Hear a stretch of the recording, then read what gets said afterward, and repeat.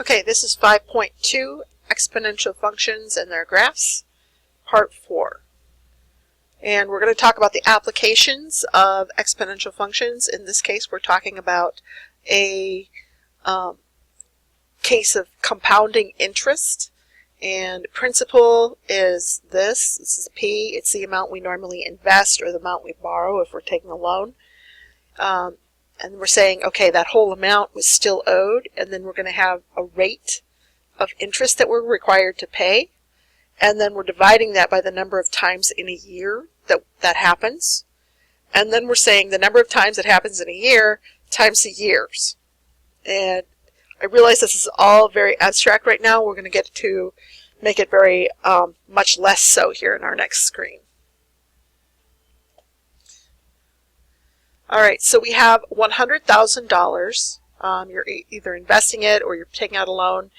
6.5% interest, and it's compounded semi-annually. Now, semi-annually means every half year, and be careful because biannually means once every 2 years. So even though they sound like they're very similar, they're actually not the same at all. So semi-annual,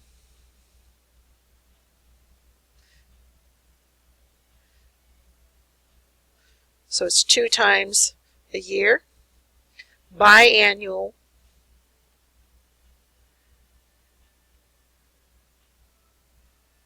is 1 time every 2 years.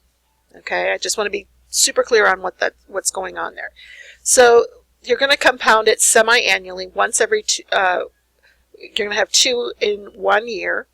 We're going to find the function for the amount in which the investment grows after some unknown number of years, some t years. We're going to graph the function. We're going to determine what it is for our different times, different number of years. So it'd be a 0, a 4, an 8, and a 10. And then at what point do we have $400,000? Okay, or what point do we owe the $400,000? All right. So we're going to have our P as the 100,000, and then our interest rate is 6.5%. We're going to turn that into a decimal. And there was a mistake on this screen, so it's 0.065, right? So that's our interest rate, and we're dividing that by 2 because it's a semi-annual. And then we're saying 2 times however many years we're looking at.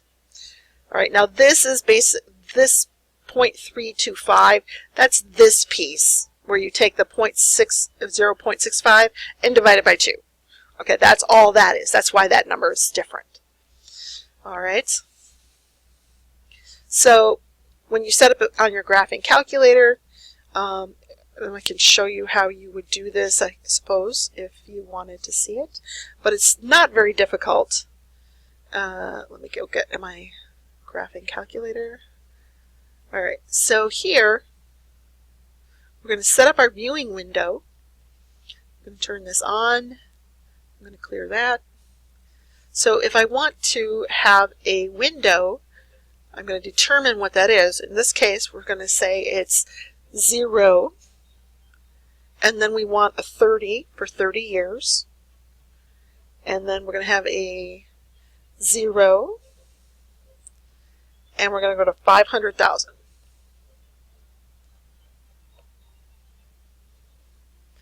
And let's go with 100,000s. There we go. So we should have 100,000 of those. All right, so that's our setting up of our window. This is how we would set it up. And then we're going to go into our y equals. I'm actually going to clear this out of there. And I'm going to clear this out of there. We're not going to need those for yet. So I'm going to have my 100,000, and I'm going to have that multiplying 1, which is my original amount that I borrowed. Whoops. I need to have that be the actual paren. It doesn't like it when I do it on the computer. So I have my 1 plus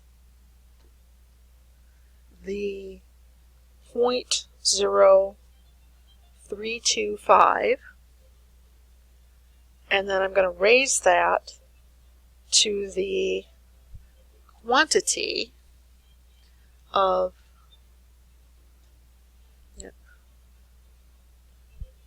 I need that closing paren. I'm going to raise that to the quantity of 2 times x. So I'm going to have that whole thing. So 2x is going to be inside parentheses here. Otherwise, we wind up with a constant, right? It's just something raised to the 2 as opposed to actually raising it to the 2x. So you need to keep that in mind. We're going to go ahead and graph this. And you can see that there's this very similar shape. This is a little zoomed in compared to what this is, but basically the same shape. And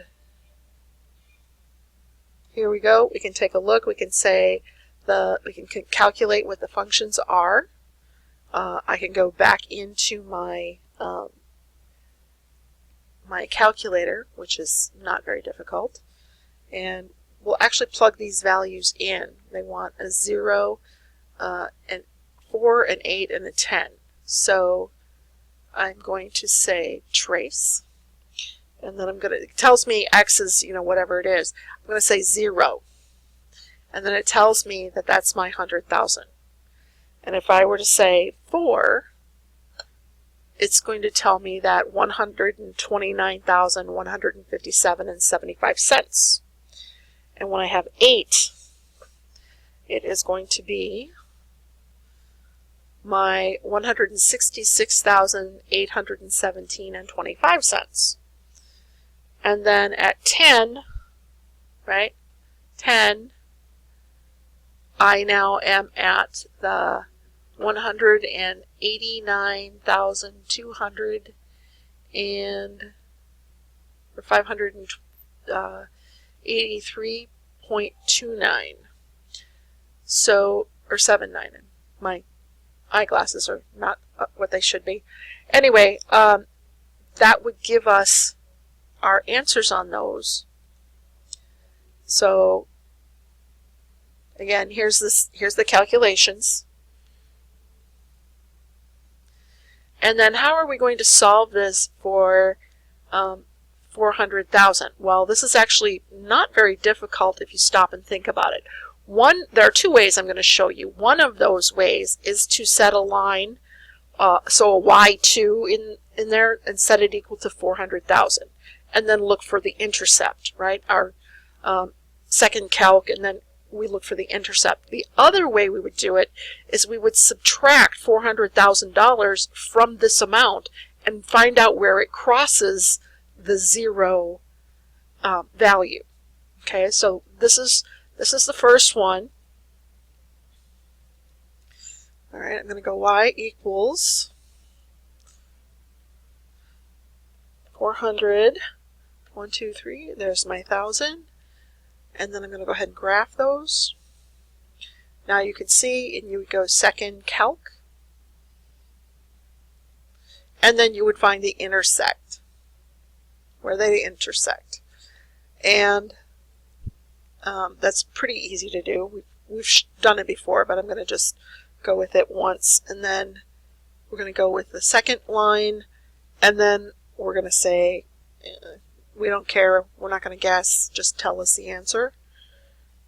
And that's going to tell us it's 21 years and 21 and 2/3 years. So the next thing we could do, the other way we could go about this, would be to take our original value and then subtract that 400,000 and see where it crosses and gives us a 0. So there is another way to do it, and I will show that super quick, and then we will, I think, be done. Maybe, maybe not. Let me see. All right, so in this case, I want to go back in here. I'm going to turn off my 400,000 here. And here, I'm going to just subtract. I'm going to go up and subtract 400,000. And if we go ahead and graph that, we're going to see somewhere out here. Yep. And so now we're going to go ahead and we can go ahead and do our same thing. We can do our calc. And then we would look for the 0. And remember, we want to have our left bound. We certainly know that it's not anywhere there. And then we know that we're going to go